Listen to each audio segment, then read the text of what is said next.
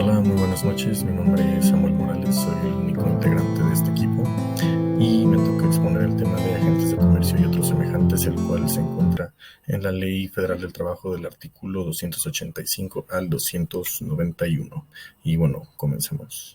Y bueno, empezando con el artículo 285 de la Ley Federal del Trabajo, este establece que se consideran como agentes de comercio a todos los agentes de seguros, los vendedores, viajantes, propagandistas o impulsores de ventas y otros semejantes. Se define como agente comercial a una persona física o jurídica que tiene como función generar y concretar negocios en algún área relacionada con la transacción de bienes y servicios.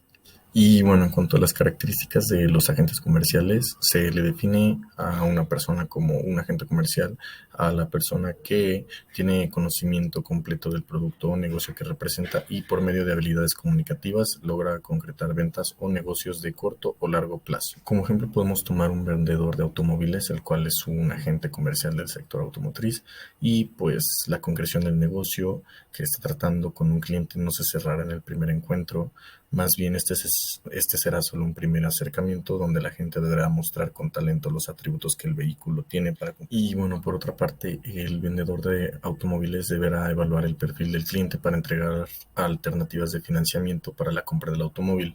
Esta alternativa puede marcar la diferencia entre comprar el mismo modelo de auto en una u otra automotora. Aquí es donde se ve cuál es la habilidad del agente de comercio. Y si el cliente no tuviera la capacidad de endeudamiento para el auto que desea, el vendedor puede ofrecer otras alternativas que cumplan con sus necesidades, ofreciendo nuevamente la alternativa de financiamiento anterior ajustada al nuevo precio.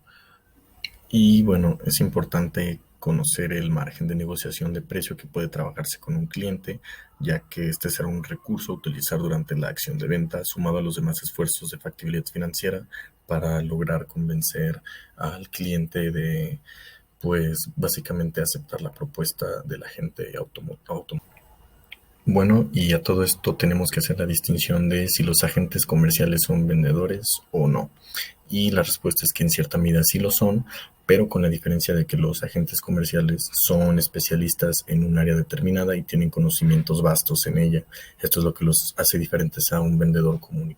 Y otro ejemplo es que también se pueden encontrar agentes comerciales en bancos que técnicamente venden cuentas bancarias o productos financieros a clientes, pero que detrás de este trabajo realizan una evaluación financiera y de riesgo para cada uno. Es por eso que también a esto se les consideraría como. Y muy bien, estos dichos conocimientos de los cuales hemos estado hablando, los cuales son específicos, son habitualmente adquiridos por los agentes de comercio en alguna universidad, escuela de negocios o alguna institución que los capacite para realizar ciertas labores, y es por ello que los agentes comerciales tienen profesiones del área de la administración, economía y negocios.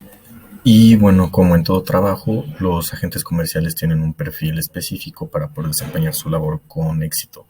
Y pues generalmente las personas que se dedican a este oficio son apasionadas por los negocios y tienen talento para vender. También tienen grandes habilidades de relacionamiento y comunicación oral y escrita. Además suelen tener un gran sentido de la empatía con grandes nociones para las finanzas, para así poder asesorar las decisiones que constituyen una inversión. Y en ocasiones hace falta ratificar la decisión de un cliente por medio de argumentos técnicos, y ahí es cuando los agentes comerciales utilizan sus conocimientos para sustentarla. En pocas palabras, un agente comercial es una persona altamente demandada en el mercado que puede tener una profesión formal o no, pero si tiene conocimientos base en ventas, ya que es a lo que se dedican mayoritariamente, también en marketing y en finanzas. Estas herramientas les ayudarán a desenvolverse de mejor manera en su quehacer profesional y alcanzar las metas que la gerencia comercial deposita en ellos.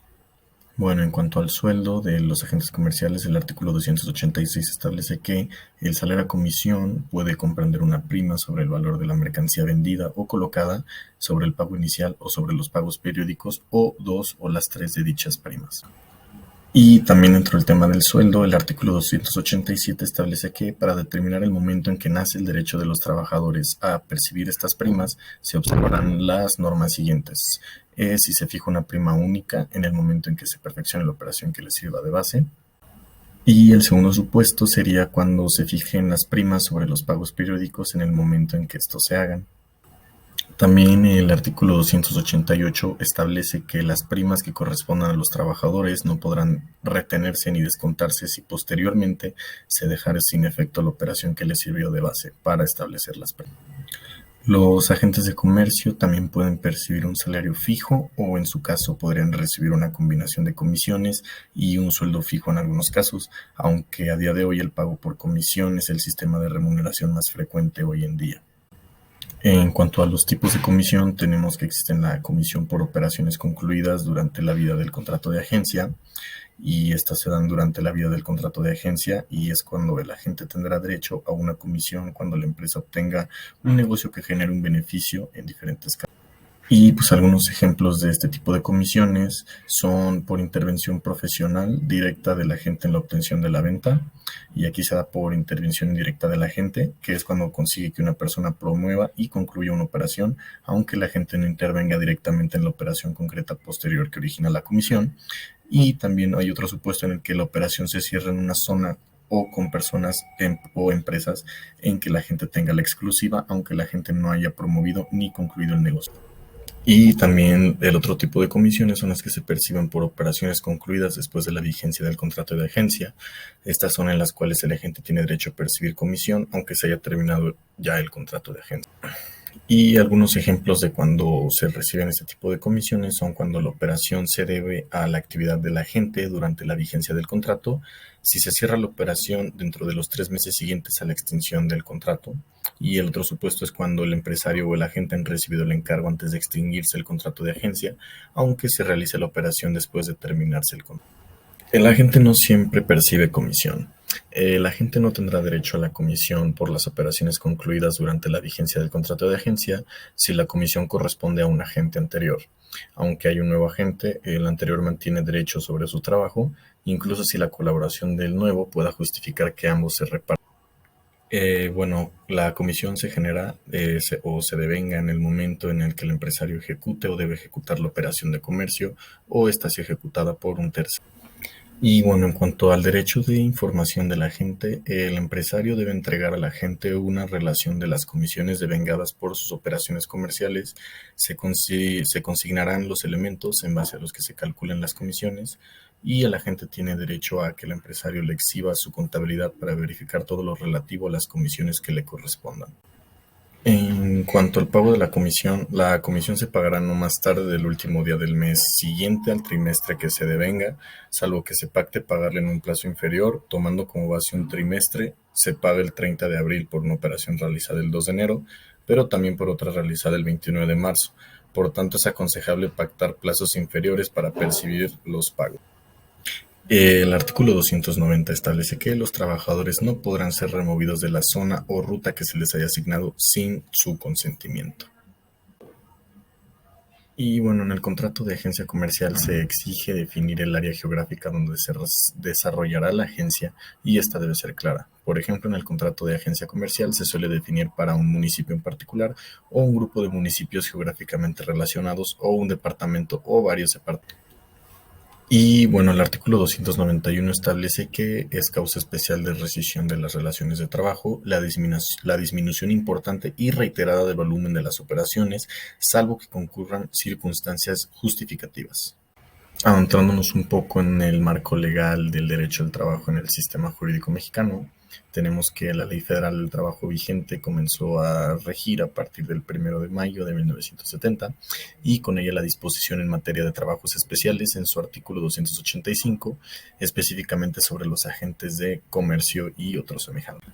Y bueno, si quisiéramos definir a los agentes de comercio en la legislación mexicana, Mario de la Cueva los definiría como una figura económica y jurídica que apareció tiempo después de la promulgación de los Códigos de Comercio de Europa y América, un resultado de las transformaciones económicas del siglo XX.